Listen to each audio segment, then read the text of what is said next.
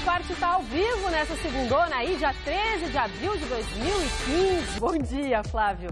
Bom dia, Anitta Pasca. Eu vou ganhar o que você me prometeu, porque hoje é o dia do... Do beijo. Do beijo pra todo mundo que tá em casa também, né? Ó.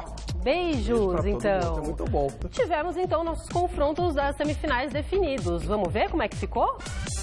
Olha lá, no detalhe para você aí em casa, Corinthians e Palmeiras, Santos e São Paulo. Corinthians e Palmeiras se enfrentam no dia 19, bem como Santos e também o São Paulo. Tá resolvido? Tá, eu pelo menos vi e inclusive vi que provavelmente vai ser na Arena do Corinthians. Sim, o jogo na Arena do Corinthians é ok. O Santos então deve jogar na Vila, os dois jogos no domingo. Já havia uma certa dúvida sobre isso? Pelo que eu vi, foi essa notícia que eu vi. Perfeito. Então tá bom, vamos então aos jogos. Esse fim de semana então tivemos os jogos que definiram essas semifinais, né? O Corinthians jogou esse final de semana, então vamos ver como é que foi o jogo do Corinthians. Em Itaquera, o Corinthians recebeu a Ponte Preta em um jogo pra lá de polêmico. Aos 37 do primeiro tempo, Renato Cajá, em posição legal, fez 1-0 para a equipe campineira. Mas o bandeirinha Vicente Romano Neto invalidou o lance. Na volta do intervalo, Renato Augusto tabelou com Wagner Love e anotou o único gol da partida. Final, Corinthians classificado para enfrentar o Palmeiras 1, Ponte Preta eliminada 0. Foi um grande jogo com soluções individuais e coletivas importantes das duas equipes. Na teoria, é melhor jogar contra a Ponte em casa, que ela tem que fazer pressão alta, do que quando ela se retrai e puxa contra-ataque. E nós tivemos muita dificuldade no primeiro tempo. No segundo, os ajustes das peças. Fundamentalmente, Elias volta mais, Renato mais liberado, com saída de Fagner, porque era o lado que nós tínhamos para agredir mais, porque o outro tinha que ter uma contenção maior pelo lado direito. E a gente conseguiu neutralizar a página, a equipe cresceu muito no segundo tempo, e aí sim ela conseguiu fazer aquele ponto de equilíbrio, não só marcar, mas jogar também, agredir o adversário, fazer pressão alta e definir o placar. No primeiro tempo, uma partida onde, embora houvesse o equilíbrio, a Ponte teve melhor, conseguiu bloquear as ações do Corinthians, sobreocupar os espaços que foram sendo conquistados e chegou a um gol legítimo.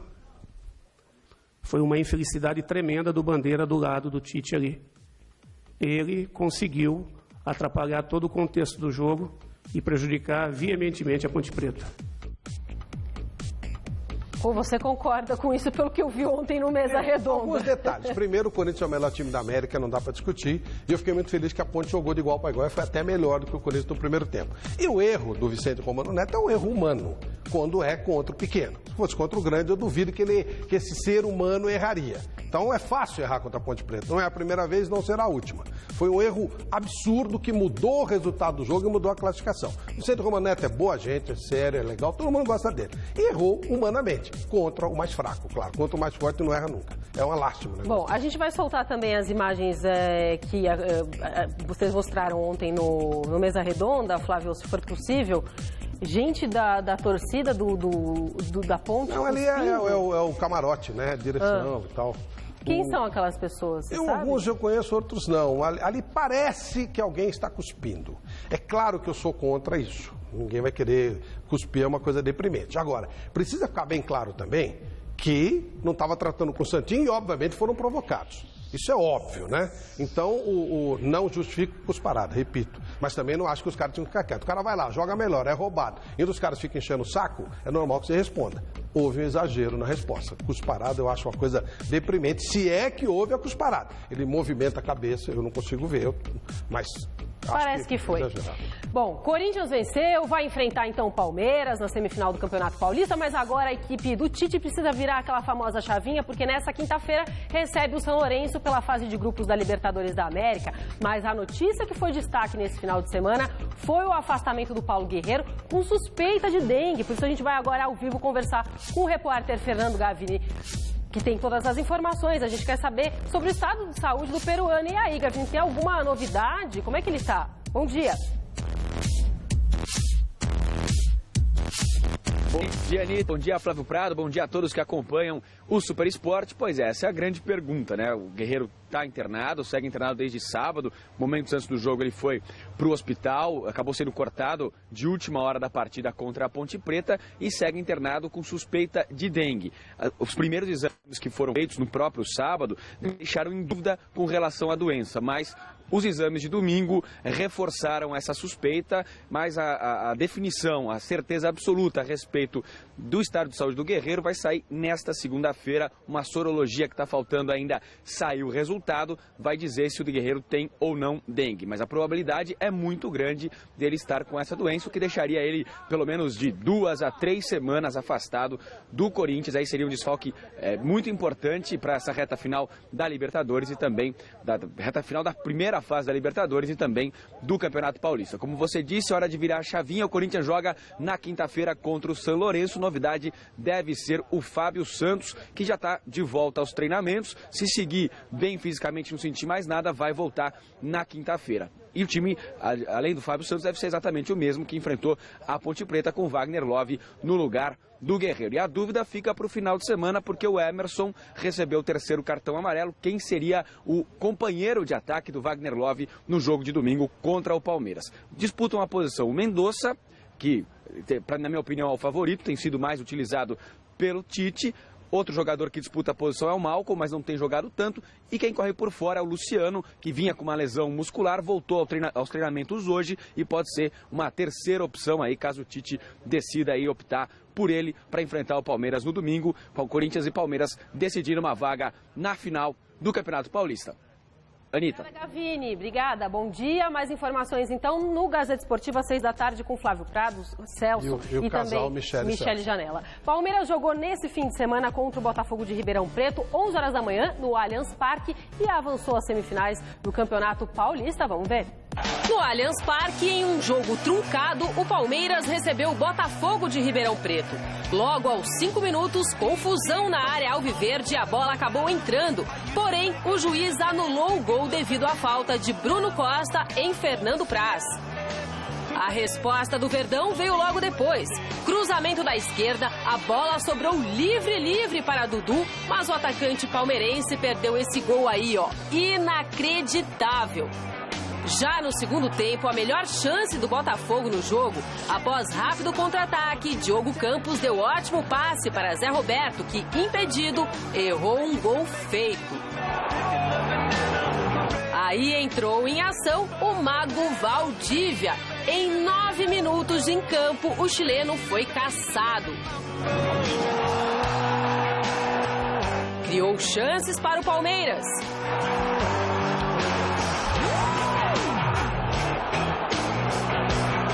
E começou a jogada que resultou no único gol da partida, anotado por Leandro Pereira.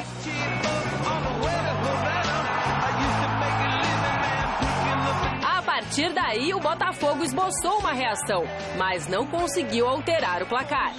E ficou assim, Palmeiras classificado para as semifinais do Paulistão 1, Botafogo eliminado 0.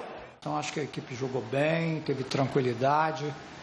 Mudou a frente do jogo o tempo todo, criou várias oportunidades para fazer o gol. Acho que foi ótimo. Com relação ao Corinthians, por exemplo, uma equipe que vem jogando, alternando jogadores e vencendo sempre. Uma equipe que está muito qualificada. Foi bem o Palmeiras, foi um jogo muito difícil, o Botafogo teve aquele lance do contra-ataque de Zé Roberto, a bola estava valendo, poderia ter mudado a história, mas foi um momento que o Palmeiras foi para o ataque, porque não ia ficar esperando, né? Foi uma boa atuação, segundo tempo principalmente o time foi bem, foi um pouco mais difícil do que eu imaginava, mas de qualquer forma o Palmeiras se classificou e vai ganhando consistência como time. O lance do gol do Botafogo foi bem anulado, no primeiro momento achei que não, mas depois a gente vê o Sabiá cabeceando o braço do Praz. Olha, o Palmeiras chega bem. Aí o Cleiton já estreou, o Valdívia entrou bem, mas o Valdívia não dá pra você contar, né? Ele pode arrumar uma dorzinha no meio de semana e não jogar. Mas ele foi fundamental, né? Foi, mas você não pode contar com ele. Não adianta. Sabe aquele negócio? Não dá pra dizer que ele vai... Daqui a pouco ele inventa uma coisinha qualquer e tal, fica com o invés do Guerreiro, arruma um dengue. Esse aí é terrível. De qualquer forma, ontem quando ele entrou, ele foi bem no jogo e o Palmeiras mereceu a vitória. Vamos falar do São Paulo? Vamos. No Morumbi, o São Paulo tomou alguns sustos no primeiro tempo contra o Red Bull Brasil, mas depois engrenou e conseguiu vencer para avançar à semifinal do Campeonato Paulista, 3-0, em jogo que também ficou marcado pela estreia do meio-campo Wesley. A reportagem é do Felipe Esboril. Nem mesmo as quartas de final do Campeonato Paulista motivaram o torcedor do São Paulo a lotar o Morumbi na noite do último sábado. Quem compareceu lembrou mais uma vez do ex-treinador. Partida que marcou a estreia do volante Wesley com a camisa do São Paulo. O jogador que chegou ao tricolor em março não entrava em campo desde o mês de dezembro do ano passado. Tudo porque o rival Palmeiras não o liberou antes do término do contrato. Em campo, ele apareceu para receber passes e até deu uma de lateral, cruzando essa bola na área do Red Bull. Mesmo pressionado, teve hora que o Touro Louco levou perigo. Rogério Ceni fez grande defesa. Se o goleiro brilhou lá atrás, na frente ele nunca deixa a desejar. Cobrança de falta e Rogério Ceni balançou a rede do Red Bull. Juninho nem se mexeu.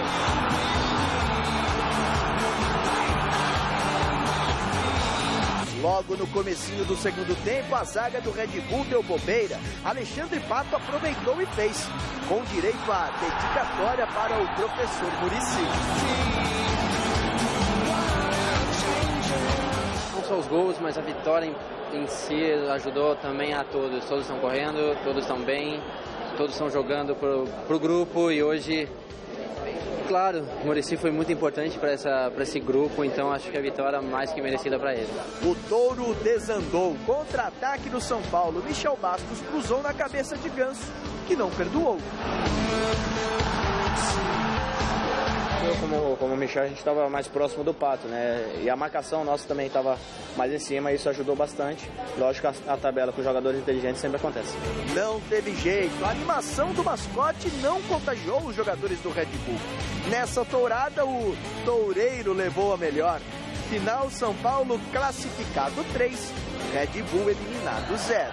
Eu acho que a vitória é de da torcida, da diretoria, dos jogadores, né, da comissão. Então acho que todo mundo tem importância nesse contexto. Milton que teve aí ontem, né? Esteve aí, foi muito legal a presença do Milton Cruz, é outro papo, né? O jogador tem medo, você convida, não sei o quê, tem medo de ver. O Milton veio, foi questionado sobre tudo, é o técnico até que se resolva essa situação. Enfim, 2 jogos, 6 gols marcados e nenhum sofrido. Mas foi duro o jogo do São Paulo. 3-0 parece que foi fácil, não foi. Primeiro tempo o Red Bull jogou no mínimo de igual para igual, criou boas oportunidades, aí depois que o Rogério fez o gol, aí a coisa ficou um pouco mais tranquila e tomou logo em seguida o segundo gol, aí acabou o fôlego do time do interior, que é um time extremamente bem organizado. O Red Bull vai para a Série D junto com o Botafogo e a possibilidade do Red Bull ganhar a Série B e subir para C é enorme. É muito bem organizado, tem um projeto muito bacana.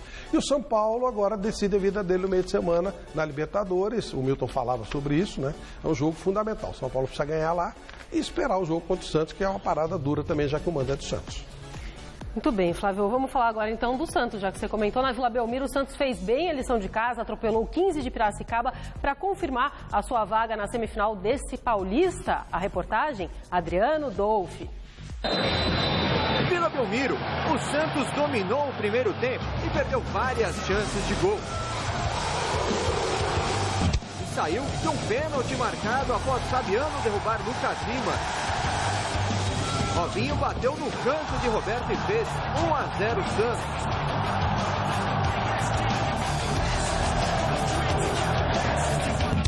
Na segunda etapa, o filme se repetiu. Leonardo perdeu a bola no meio-campo. Contra-ataque, a bola sobrou para Marquinhos Gabriel, que chutou, e a bola bateu na mão do próprio Leonardo. Ricardo Oliveira, de pênalti, também deixou o dele.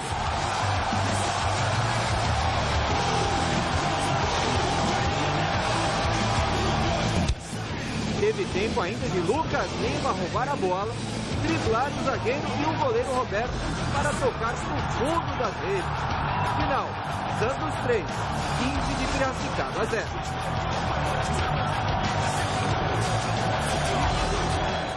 O Santos terá uma semana decisiva pela frente. Na quarta-feira, enfrenta o Londrina, partida de volta da Copa do Brasil em São José dos Campos. Na sequência, no final de semana, já tem a semifinal do Campeonato Paulista, clássico contra o São Paulo. O técnico Marcelo Fernandes confirmou a partida para acontecer na Vila Belmiro. Acho que o Santos, por jogar em sua casa, é a vantagem que nós tantos perseguimos e conquistamos e...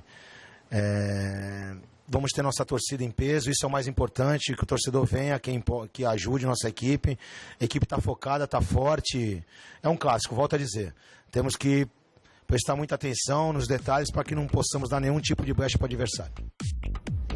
Bom, sem dúvida o Santos jogando em casa tem uma força a mais e ele é o favorito. Ele está mais inteiro do que o São Paulo. O campeonato inteiro foi assim. O Santos, mesmo tendo trocado de técnico, sempre manteve uma boa linha de conduta. Ontem ganhou bem o jogo. Uns pênaltis meio, né? Como o Vanderlei Nogueira falou ontem, um pênalti dado com gosto, né?